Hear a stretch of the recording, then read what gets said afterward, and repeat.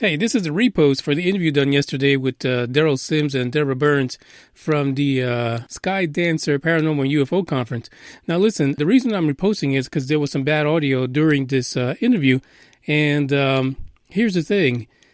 After the show, Deborah had a message for me. And the message was, in general, just to keep on doing what I'm doing about my audience and how they perceive the podcast and things like that. But it was a message from, quote unquote, the other side.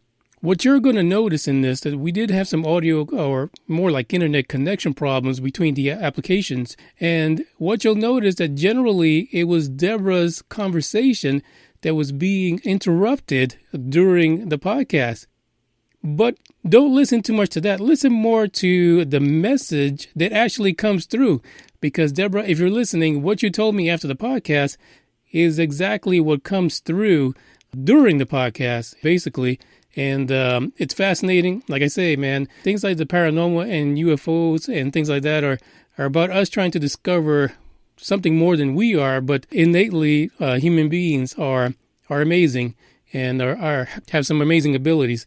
So without further ado, here's the show.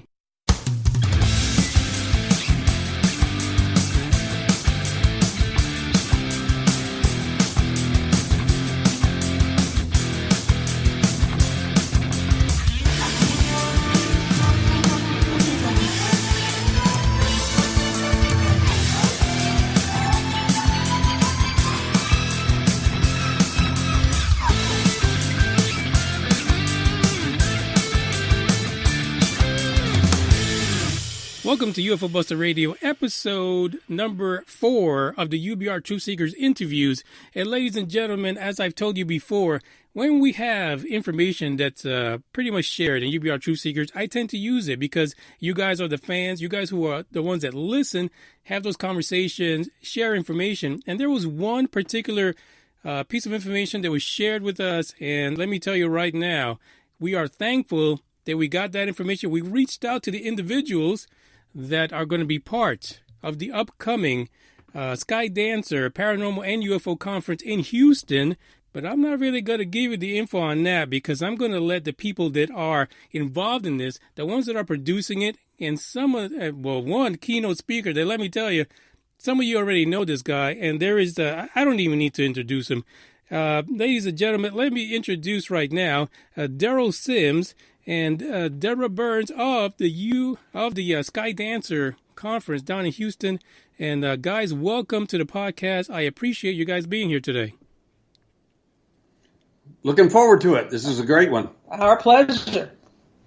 So listen, a lot of the folks are really excited about the fact not only that you guys are here, but also that this particular conference is happening in Texas, in Houston, and it apparently is growing in popularity, isn't it? It has grown very well, and we're very excited by the last one. It was standing room only, and Deborah did an outstanding job in promoting it. It hurt my feelings, though. We had to turn away cash-paying customers who were there to learn about new things, and we didn't have a spot for them to sit or stand. That is amazing. And that really talks to the success because just last year, there was what news report? They were reporting that UFO conferences were dead, that people didn't want to go to these things anymore. I don't believe that at all. I've got conferences scheduled from the first of this year, and my next ones will be Contact in the Desert after the Skydancer conference we have here. I'll be going to Contact in the Desert. I'll be going to Istanbul, Turkey, Costanza, Italy, United Kingdom, and 2 other conferences before I ever get to Europe. See, there you go. And that's just evidence that, sometimes there's a bit of disinformation in some of the things you hear about UFOs and paranormal, huh? Yeah, I hear all kinds of things like the aliens aren't abducting anybody anymore. Those people need to get back on their medication because that's just not true. There you go, Derrel. So if you guys, again, if you're not aware, we have Derrel Sims, and we also have on here live the producer of this particular conference, Deborah. Now, Deborah, we're going to get to you in a second. So we're going to take some turns here because I said yesterday on the podcast, I'm not going to sit on here. Derrel sent me a bunch of information, and let me tell you, there is a ton of info. And folks, if you're listening, go into the description, check on the links, and get some reading done, and really, get up close and personal with who you're about to listen to today.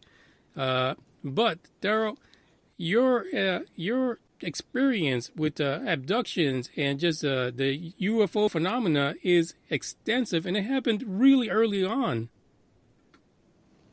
It certainly did, Manny. I was a captive audience, as I call it. By that I mean simply I was 4 years old in 1952 and didn't have a clue what was going on. Something was in my room one night. I opened my eyes, sat up, and there he was, an alien being walking toward the wall, and I thought he was going to bump into it. I couldn't figure out what was wrong with him. There was a little bit of light in my room, and I couldn't understand this. It's wintertime.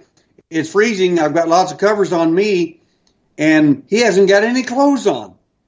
And I can't figure out what's going on. And when I thought he's going to bump into the wall and who is that? What is that? That sort of thing.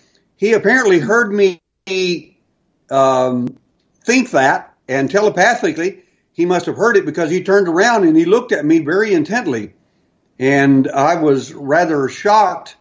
And I heard something in my head. I'd never heard anything telepathically in my entire life. And I heard him say, "It's awake." And he realized he had made a mistake at that point. So the big thing I learned about that whole event was, the biggest thing for me was that when he turned around and looked at me, as 4-year-old children might do, if somebody's standing there naked in front of you, I noticed he didn't have a TT and he did have a belly button. Oh. All that's kind of amusing, especially to a 4-year-old child. But after investigating for 40 years, you kind of figure out that if you don't have a navel, you weren't born. You were hatched, right, cloned, or manufactured. And if you don't have genitalia, you weren't born either. That's another proof you weren't born. You're not making any more of them, not in that fashion anyway. And that was really a shocker for me as a kid. Even I could figure out something was wrong with this picture. Yeah, that is a little weird to experience something like that, especially at a young age. But it's something that didn't stop at that point, did it? It certainly didn't. I had about 10 events over a period of 13 years. My events started in 1952 and ended in 67. And I was kind of blown away by the whole thing. About 10 events. And I'll just mention one or so more. But basically, the second big event that happened to me after that was when I moved to New Mexico. And I was outside one night and shut a little door on this little building. And there was someone standing behind the door. And it was the same cosmic skinhead that always gets me. And the next thing I know, I'm standing in front of a 7-foot tall praying mantis being. And that was another event. And the last event was pretty horrific. 5 entities that do not show up in any UFO literature whatsoever, and I've seen pretty much all of it. They showed up in my room at age 17, and it was a pretty bad experience for me.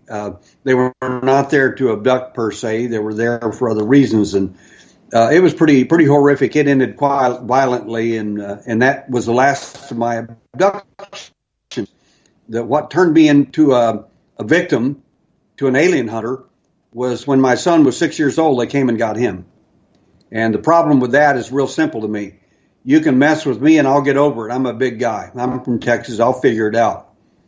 When you mess with my kids, I'll come after you, and that's exactly what I'm doing. Now, that is quite a story. And let me tell you, you're right. I mean, it's one thing to mess with you as an adult. You have experience and stuff like that. But, go after children. And really, if you think about it, that's how it kind of started with you, right? So they went for the innocent instead of someone that could defend themselves. Well, it seems to work better for them that way because generally you can program children much earlier and they don't even realize what's going on, especially when you tell them you won't remember. And a lot of times they don't. And as soon as an alien walks into the room, he immediately, that program, like a hypnosis program, starts on you. and you end up under their control fairly well unless you know how to break that control. And I do teach that to abductees that are interested in it. That's amazing. And by the way, in the live chat today, we have Ronnie Dawson and Zachariah, and they both say hello. They're making comments right now as we're speaking live. And Ronnie Dawson says, yeah, kick E.T. in the butt. He ain't got the gonads. I'll just say gonads, Ronnie. Yeah. But there you go. And that's true, you know. So not much. What was that, Derrel?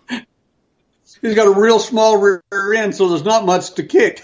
There you go. You might just miss it entirely if you're not careful. You might. But by the way, Ronnie Dawson is also from Texas and an experiencer himself, so he's got his own story to tell, and he's often on here a lot. But Derrel, how did you get the moniker Alien Hunter?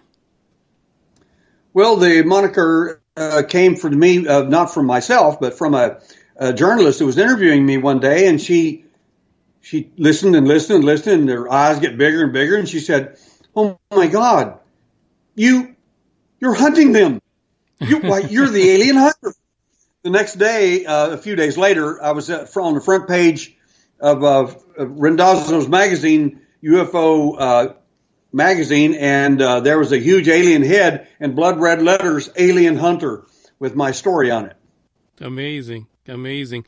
Now, in reading some of your bio, I see that you're also involved in things like discovery of certain implants in individuals who have come in contact with aliens.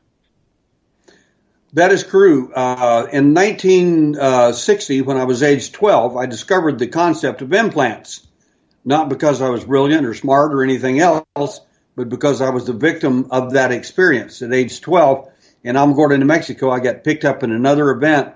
And in that one, they inserted a silver sphere on the end of about an 8-inch needle-like device and rammed it up my nasal passage and broke the bones of my nasal passage. And the needle object went back behind my eye, and it was extremely painful. So that's how I became familiarized with the colonization process of the cosmic skinheads. So, no, when you're saying cosmic skinheads, are we talking like things like grays? We certainly are. They seem to fit the bill. That's the first time I've heard the term cosmic skinheads. And Derrel, I'm going to have to use that a lot from now on. I'm afraid it's going to cost you at least $3 every time you do. There you go. That is fantastic. So, no, besides that, you did have a history with working with certain 3-letter acronym government agencies. And so you spent some time learning some things there as well? I learned some things. I volunteered during the Vietnam War. I left college and joined the Vietnam War effort. I didn't like the war, but I figured it would be better me to be there than someone else's kids who either, number one, weren't going to make it back, or two, we're going to make it back in shambles, basically, mentally. And my family are Native American Indian, Irish, Celtic, and kicking butt and taking names is all we've ever done our entire history. So for me, it was just a continued experience. That was my reason for volunteering. And I never intended to go die for my country. That wasn't the purpose. I was going there to make someone else die for their country and end the war a lot quicker. But the bottom line is I didn't have to go to Vietnam. I was sheep dipped, or the best way for people to think about that is simply picked up and placed inside the Central Intelligence Agency through a group of people referred to as the State Department. Mm-hmm. And interesting how that happens. But anytime you see an embassy in someone's locale, like if Venezuela gets all straightened out and everything, and we put a nice embassy over there, and the State Department gets ready to do that, I assure you that's about half of it's us. So as of recently, so you're saying as of recently, have you had any personal experiences, continued interactions with these cosmic skinheads? The only real action that I've had with them is usually through other people, although we did take a trip. I took about 7 of my investigators up to Colorado, and the reason I did that was because one of them gets there. In fact, he took a witness with him the year before, and the witness watched him get abducted. And I thought, this would be a great opportunity for an alien hunter. So I took 7 of my investigators up there, and long story short, we were there for, I think, 8 days. And for 7 days, they never showed up. I ended up getting altitude sickness, and I couldn't sleep hardly at all for that period of time. And on the last night, the very last day, they came about 3 o'clock that morning. And rather fascinating. That's the closest I've come to an alien since then. And he was outside my tent. I could see the shadow of him on the outside of my tent. But he did not look like anything I'd ever seen before. He was about less than 3 foot tall, and his head was at least a third the size of him. And kind of a gray type being. But they have different models, and I'll talk about that later if you want to talk about it. But basically, that was the closest interaction I had to him, and he confronted other people there too. And then they boogied when they figured out that it was a trap. Amazing story. So now we come to 2019, and I don't know, maybe 2018. And Deborah's there. People channeled a whole book of dead rock and roll people. It's called For the Record, the Book of Rock and Roll Afterlife. And it's available on Amazon and Barnes and Nobles and some other places. But I channeled some of the 10 most iconic deceased rock and roll icon people, Stevie Ray Vaughan, John Lennon, and a bunch more, Freddie Mercury and more. And each one told me their story and what they wanted to parlay to us as the reader about how to make our life journey a little more easy. And a little more less scary. So it was kind of like bullet points, things that we already know, but we needed to be reminded of. And each one was different. Their whole tone about it was different. In fact, at our event, I'm going to have a table, and I'll have my books for sale there where people can actually buy one and take one home if they like. So I saw on the website for the event that Derrel was requested back due to popular demand. Yes, at our last event, we videotaped everything, and we had a big demand for videos of his last keynote presentation at our event in January. So we wanted to change it up a little bit, the topics and such, but Derrel had to be certainly a keystone part of the presentation because he's very well known, and people from all over the world clamor to come to him and share things or ask him questions about their own experiences. Yeah, and it sounds like we're getting some degradation in the feed here, but because it sounds like they might have missed some of what you said. So Derrel is a very popular, well-known individual when it comes to ufology, and definitely someone you want to have in a conference regarding the topic. But you're part of the topic as well. So you're from the paranormal sector, which a lot of people deal with, and ability for others. It's really good that you can use that as an avenue to keep that aspect of yourself working and alive and functional. Because a lot of people will take that and they will actually just put it to the side and just bury it and not practice it. Well, Manny, a lot of people, they pray a lot. And one of my prayers that I say every day and have for many years is to pray. I pray to be of service. And people think it's odd that I pray and that I channel and I'm involved in all this paranormal stuff and I still pray and I'm very much into spiritual stuff. But I pray to be of service. And in my view, I have all these gifts, and if I don't utilize them, I'm kind of curtailing and putting a glass ceiling on my ability to be of help to other people. No, you're absolutely right. So now we have this Skydancer conference, and tell us more about, besides Derrel, because we all know Derrel by now, but besides Derrel, who else do you have on here that's going to, be there to speak to the people and answer some questions? A lot of people go to these conferences because they have some really deep-seated questions that they seem not to be able to get answers to. Well, we've got one of your hometown boys. We've got Daniel Allen Jones is coming. He's from Dallas, and he does the vortex programs and presentations up your way. Right. And we're real excited to have him join us for the first time as a speaker. He's helped us out in other ways before, but he'll be speaking about the Aurora, Texas incident. And he's also going to be talking about some other paranormal and cryptozoological occurrences. That'll be two of his presentations. We also have another Texas boy, Jim Roberts. He's going to be speaking each day, Saturday and Sunday. One is about the giant craft that's near the Earth, and then he's also going to be speaking about some of the visual evidence of things on Mars that we get photoshopped out of seeing a lot of times.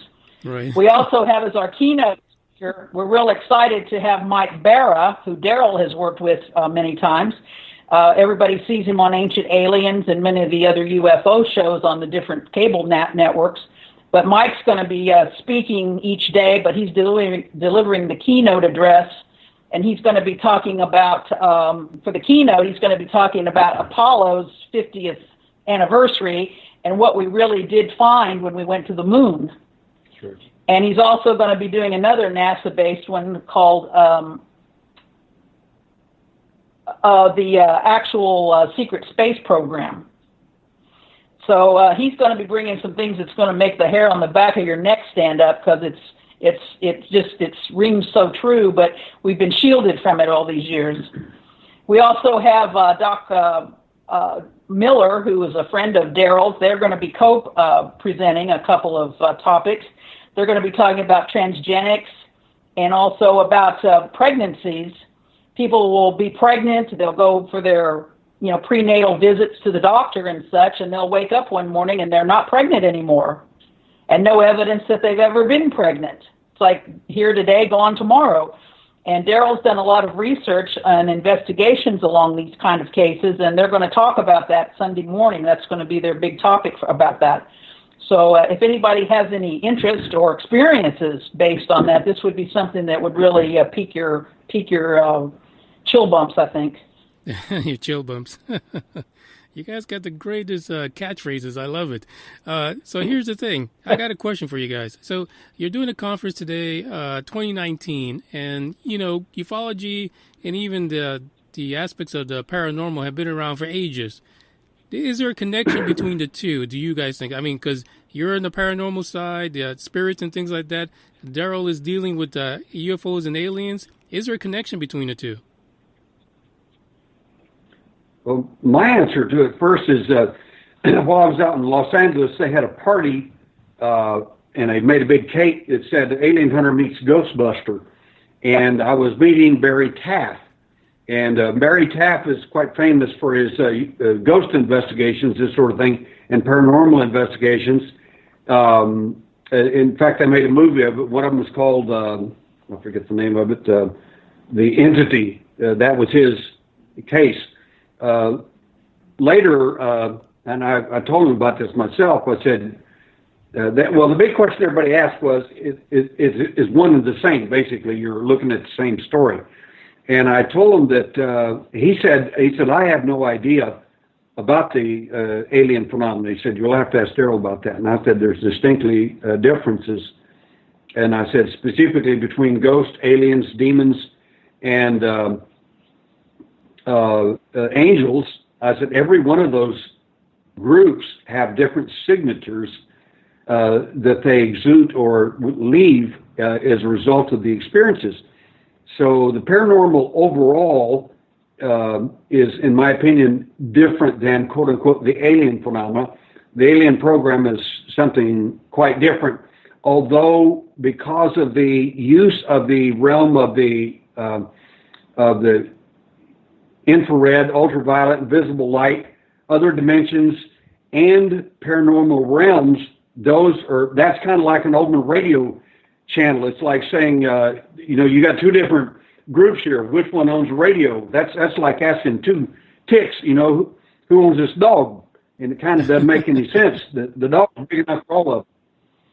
Well, too, and Derrel can confirm or deny this, but I believe that some individuals are maybe susceptible to being affected by both realms. Mm-hmm. Because if you have sensitivities towards the paranormal, it might also make you a better candidate for abduction or some other kind of alien experience. I don't know that that's 1,000. That is fantastic. In one spot, UFOs and all kind of stuff.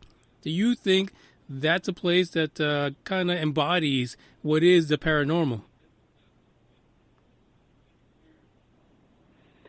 Well, actually, I did a presentation on Skinwalker Ranch, and then I highlighted events that we've had in Texas and around here that were very, very similar. And it was amazing because the reason Skinwalker Ranch got so much attention is because so much of the events happen in one locale, where a lot of these events are happening, but they're happening in different locations. And so that's one rationale for it. But Skinwalker Ranch was, in my opinion, a huge mistake the way NIDS, the National Institute for Discovery Science, and I know some of the scientists who were involved in that personally, they even admitted themselves that they should not have gone in there with, quote unquote, the science and all of that, because they basically didn't find anything out other than it's all real, it's all true, and there's nothing they could do about it. And whoever was running that show literally was in total control of everything, including everything about them and their equipment. So I think they made a huge mistake in doing that. They should have used other skills and other abilities to look at the phenomena. They should have used an alien hunter, someone like Deborah and other people to go in there. You would have gotten far more information, and it would have still been going on. There'd been something happening that would have been reportable other than, wow, amazing, it scared us half to death, and now it's gone. We don't know what's going on now. They might have even found collusion or something. You never know. Hey, that's a possibility. Collusion between aliens and paranormal. And, that could be, right? Because we talk about the both of them possibly being from another dimension, interdimensional beings, spirits, and things like that. Yeah, dimensions is a very interesting phenomenon to hear about and to investigate for sure. So, sadly enough, they're saying that right now that we're losing a lot of the audio. Don't know why that is, because it looks pretty clear at times here. But let's continue on, because hopefully in the replay it'll all be good. So I got to ask you guys. Basically, when you think about a conference like Skydancer, what really is the aim of that public service, basically? Because we know it's where people of like-minded thoughts and feelings and need to research and understand are going to go to. But how does that help that individual in going to a conference like Skydancer? One of the things that we do, Manny, is every other one, we try to make more of a Native American slant to it, because the oral tradition of the Native indigenous people, they all speak about the Sky Brothers or their origins of their people coming from the stars. There's much of that all over the planet. So there's a big interest in that amongst the public. Our first event was a big influenced along those lines, and the reaction to it was phenomenal. So this time we tried to make it a little more towards the space program, secret things that people are not told about, but we have photographic and scientific evidence to support what we're about to show people. So it's a platform that people can get information that's not just made up. It's not somebody's effort to try to get rich and famous at the expense of the public. We want to present information, and like Derrel is an investigator, and he has to have hard science. He has to be able to duplicate the evidence, or he doesn't want to deal with it. If it's not real, he can't be bothered with it, and that's a good way to approach this, because it keeps the scientific method in the foreground of all the activity. And I think that's what gives him such credibility all over the world with his investigation. Yeah, that is absolutely fantastic. And that's the thing, too. And you hit it right on the nail. A lot of reasons why people don't go to UFO conferences and participate in things like this is because a lot of it is based on turning a profit, for a lot of places. And it's one of the things that I like when I went to the R.H.A conference a couple years ago with Daniel Allen Jones was there. And that is because it basically was, it was a small town, small conference, and people were coming in from everywhere, but they were there because they had experiences that they wanted to know about, besides also getting to know this, this incident from the 1800s. I mean, it's not something that happened, 1990 or something like that. It was 1800s. You got to love things like that. Exactly. Texas is a real microcosm for all of these things. We have Bigfoot activity, there's UFO stuff, paranormal stuff, ghost stuff. Whatever your area of interest is, Texas is like a microcosm where you can pursue and investigate pretty much to your heart's content, and plus find other like-minded people that are there to join you in your search. Oh, absolutely. I mean, there's a lot of history when it comes to ufology and UFOs in Texas. I mean, look at Cash Landrum. What an amazing incident that was. Absolutely. Actually, I lived right down the street from the Cash Landrum event when it happened. See, there you go. That's absolutely perfect.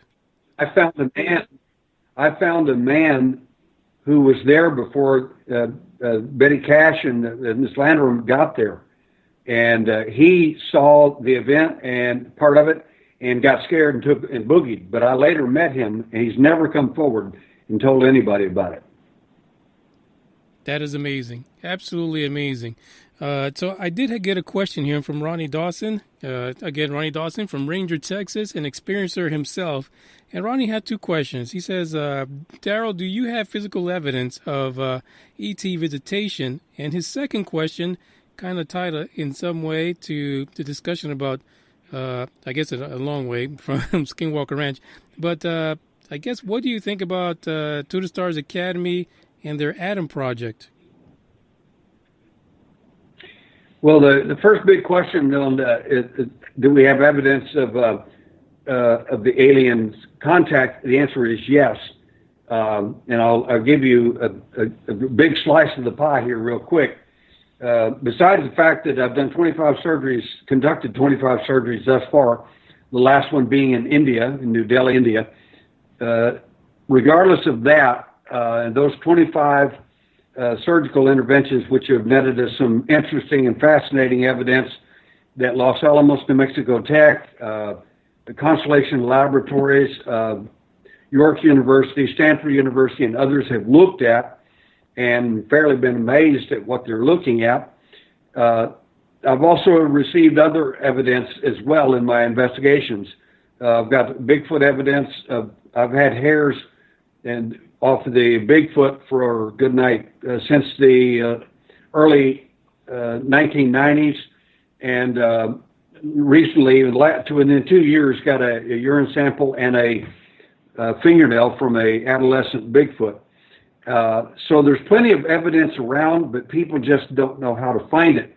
So I wrote a book on the phenomena on how to find that evidence called Alien Hunter Evidence in Light, for people to follow what I did so they don't need me or anyone else. They can go find it themselves. So that's number one. Number two, there are different groups that are emerging right now, and the Stars is one of them. And I laud all of those efforts, I really do, because when you have only one big UFO organization, they tend to get infiltrated. They have in the past, and they, in my opinion, always will be. I am an independent investigator. I stay independent of all these people, and there's reason for it. It doesn't mean that I don't cooperate with them or provide evidence for DNA testing. I do. My point is that when people find something really remarkable, or they think it's earth-shattering in their view, they don't go to their major organizations. They come to me. And they know that it's going to get studied, it's going to get looked at, it's going to be done in secrecy and privacy until they're ready to reveal it, and it's not going to disappear on them, so to speak. And that's the big complaint I get from other organizations. That's just the truth of it. So, Deborah, we actually have a question for you, and that is, when I guess they're saying channeling. Is that channeling? Is that something that you do frequently, or your mediumship? Is that something that you often practice? I started doing it really actively and in groups. I started it in 2009, and I've been doing it pretty much, I would say, weekly. I don't do it every day, certainly, but I do it weekly for various reasons and various people. And I don't charge for it. It's just a gift I'm given, and if I get information for somebody, I parlay that information to the person. I used to channel Mother Mary. I did a 3-day weekend event where I channeled Mother Mary, and I've channeled several people for several individuals, past relatives that had passed on and such, grandfathers and aunts and parents and such. So if I get a message, I pass it along, and what the person does with it that receives the message is up to them. I just deliver the mail. I don't read it and digest it for them. That's amazing, and that's something that everyone should do. If you have a gift like that, you should help people in some way, and sometimes people, they miss their loved ones and things like that, and so they want to connect with them in some way, and that's fantastic, because you'll go to a place and they'll charge you X amount of dollars, and they'll try to make you come back to continue the message and pay some more, and it's terrible, because you're taking money from the people that need help, and they need to have that connection again, and I applaud you for that. That's amazing. Thank you. It's the least I can do. So now I do charge if I'm having. What was that, Deborah? Excuse me? What did you say? I said I do charge when I have like an event, but I don't typically charge to just do it for an individual. Yeah, that's like I said, it's amazing. It's amazing. So I have another question here for Derrel. So Derrel, I don't know how, you're a pretty busy guy, so you're probably not up in all the news all the time. But just recently, in the last couple of days, there was a report that the U.S. Navy is putting out some new guidelines for how their servicemen report what they want to say is UAPs, not UFOs. They want to stay away from that. And then a couple of days later, there was a report that there was a patent for what looks to be like a TR-3B or triangular ship with new technology. What are your thoughts on that? And do you think those two are connected in some way? Well, I think, first of all, the reason the Navy is going along with this is because a lot of their pilots got mad and got tired of being looked at like they were mentally ill when they would report a UFO or fast walker, slow walker, whatever you want to call it. There's different terms. Depends on what group in the alphabet soup that you talk to. Office of Naval Investigations are going to use your term there. But the fact is that people, this is getting so obvious and so out there that you just can't play the game forever about we don't know anything, where all these people are mentally ill that are talking about it. You got a lot of pilots and others that are seeing it and have been for years and are tired of hiding out like that. So they're the ones that really got that started. The second thing is that I think you're going to see some quote-unquote revelations where we have new and exotic aircraft and spacecraft that's going to be rather remarkable here in the very near future, because some of this stuff's going to get reported, and our guys are going to be told that's ours, don't report it. That's not a UFO, UAP, or fast walker, slow walker, whatever you want to call it or label it.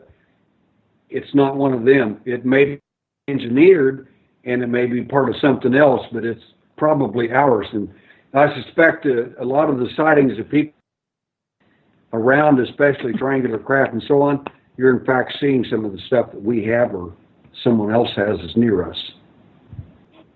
There's nothing at all, there's nothing whatsoever confidential concerning these people. Whenever it comes to reporting this sort of thing, I can assure you that there is absolutely collusion on the part of the intelligence community, and instantaneously that looked like a UFO. Well, it's not, but it's a secret craft we've got. I just don't believe that at all. Once you've been in the intelligence community and you see this sort of thing, you really don't. You just have to call things what they are. That either it in fact is a UFO, or it is one of ours, but it probably was a UFO the day before. Exactly. And that's absolutely true. So listen, you guys have been amazing guests. Now let's talk about the dates that people can expect to be able to attend the Skydancer conference. And I see something here. It's called Cowboys and Aliens. That's just our nickname for the event. Yeah, that's a nickname. You see our logo. I took an and put a cowboy hat on him because it was rodeo time. How appropriate. I mean, it is in Texas. It's got to have a cowboy hat on it. Manny, you were asking about how we structure. You were asking how we structure our events. Yes. And one of the things that we try to do is to make them fun. We're dealing with some pretty serious topics and some pretty scary stuff in many cases. And we try to add some lightness and some humor to it and make it fun, and so it does diminish the scariness of it somewhat. But we put a little humor in it. We have people walking around with R2 robots you can take selfies with it. We have the characters from Star Wars walking around in costume. You can take pictures with them and stuff. So there's always fun things affiliated with our events at all times, plus a big room full of vendors of all sorts. So it's not just information, but there's a big fun element incorporated into it as well. Yeah, I agree with you, because when I do the podcast, I'll do news reports, but I do it lighthearted because, I mean, if you dive into this head first every single time a news report comes out or something happens somewhere, you're bound to go bananas about it. It'll just drive you crazy. Exactly. Yeah. So I see here. So the actual event is going to be May 18th and 19th at the DoubleTree by Hilton at the Houston airport. The link, if people want more information, they can go to skydancerufocon.com. Woo, that's a lot to say. And so what we have as far as individuals, keynote speakers, we got Mike Bara, of course, Derrel Sims, Jimmy Roberts, Doc Miller, and last but not least, the local guy, Daniel Jones. So it sounds like it's going to be an amazing thing to join. What else should we tell the folks to get them to go there and be part of this amazing event? Well, Saturday night, they're going to have, for the first time, we're going to have a meet and greet mixer where you can come in, hear some music, have some appetizers. There'll be a cash bar, and you can party and hang out with the speakers and ask them questions one-on-one and hang out with them. And we also later that same evening, there will be a panel discussion that Derrel will be moderating and a town hall meeting where people can share their stories or ask their questions directly to the people that can answer them. So that gives them a little one-on-one FaceTime that they don't normally get at such events. I got to tell you, Deborah, you just said that, and I was just reading a question from Ronnie. His question was, do they have an experiencer meeting? Yeah. It's 2 days long, actually. Exactly. Yeah, there you go. Exactly, it's 2 days. What I just described, the mixer for the meet and greet and all of that, that's considered the VIP ticket, and that is a separate. So on the website, it's all broken down so that you can come and do as little or as much as you are interested in. That is amazing. And let me tell you, I think everyone should take part of this. Just like when we had Daniel Jones on here a few years ago talking about Aurora, it's the same thing. You got to support your Texas UFO conferences, the folks that let you talk about and experience, listen, research, and learn about the UFO phenomena, about the paranormal things that are going on throughout Texas. It's not just UFOs. Paranormal events have happened throughout Texas throughout his history. And, hey, there's a lot of places you can look up and go visit and get yourself a good scare if you want. Hey, Manny, why don't you come and do a live podcast from the event? Let me just be truthful. The reason I was pushing for this interview was because I was actually going to be out of town that weekend because I was all excited about it. And I said, well, if I can't go to the event, I've got to bring the event to the podcast. And that's why I had someone reach out to you guys. And that's the reason why. But definitely the next one, you can count on me being there. We surely do appreciate your support, and our next one's going to be in September, and it's going to be more Bigfoot oriented as well as some other things, but the big thrust will be on Bigfoot. So maybe you'll be able to come and join us as our guest at that one. As our guest or the actual Bigfoot? I don't know. It's up to you guys. You let me know. If you got 2 big feet, we can only have one. No, we only deal in the big foot, not big feet. That's right. Oh, man. So, listen, I do have one last question, again, from Ronnie Dawson. I tell you, the guy is, he's on the topic. He loves researching UFOs and things like that. So, his question was, and it's for you, Derrel, any information on Roger Lear and the implants that he discovered? The best way to answer that is I'm Roger Lear's mentor. He started under me. He didn't believe in any of this. He thought it was all a bunch of bunk. And later, after the first 2 surgeries, he got really interested in the I think the fame and the possibility of the money hit him really hard. And anyway, he continued on, and we parted ways sometime afterward. And he went his way and I went mine. And he did a total of 17 surgical interventions. I've done 25. The bottom line is that the difference, I think, between what I do and what he does is, number one is he was trying to hopscotch and do some things, but the thing that really bothered me about his situation was simply that sometimes if we didn't have all the information, he would sometimes make it up. And for that reason, I had to fire him. And I'm not trashing the man or anything. I'm just saying that's why we had a split. And you've got to stay with the evidence. I don't care if it's pro you or against you.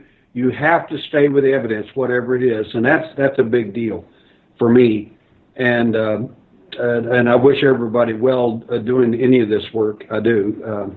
It's difficult any way you cut it, but you can't circumvent yourself and cut your throat by saying certain things are true that aren't, and making things look better than they are. To me, that's anathema to the very thing that I do. No, that's absolutely correct, and that really, it throws that curveball in, because then when people find out, you start losing support. And you start losing the folks that really believe in the work that you're doing when they find out things like that, and that's pretty sad. But you're right. Sure. I mean, Mr. Lear did have a lot of research, and he did have a lot of followers and people that believed in what he was doing. Yeah, and I have no complaints against any of that. The bottom line is, I think for your audience, from another direction here, is if you've had experiences, UFO or otherwise, and you do want to talk to somebody about it or whatever, I actually have an online support group. And these are really honest, straightforward people that are tough as nails. They're very private, very honest, and there's a vetting process to even get into it because they want to make sure you're real. And anyway, if anybody's interested in that, they can email me. Just simply go to alienhunter.org. and click on Alien Hunter, and it'll automatically email me with your questions. I do answer all my email. If I don't answer your email, I never got it. Fantastic. And actually, for those of you who are interested, the link is in the description.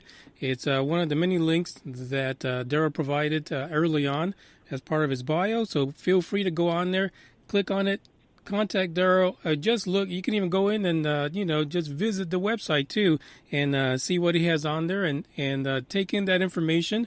And if you need to reach out to him, like you said, go ahead and reach out to him. Included in that is also the link to the UFO conference in Houston, Skydancer. Visit that. Really consider going. The thing about UFO conferences is when folks don't show up, even though they have interest in it, they tend to die out. Let's keep Skydancer alive, keep it popular. You can't go wrong. You can't go wrong visiting and basically interacting with folks that have the same mindset as you, have the same questions, and are looking for answers. You guys have been absolutely fantastic. Hopefully, in the playback, we didn't have too much of that degradation of the feed. But even if we did, guess what? You guys are more than welcome to always come back. And like I said, next one in September, you might just see a moonraker there. Fantastic. Our time.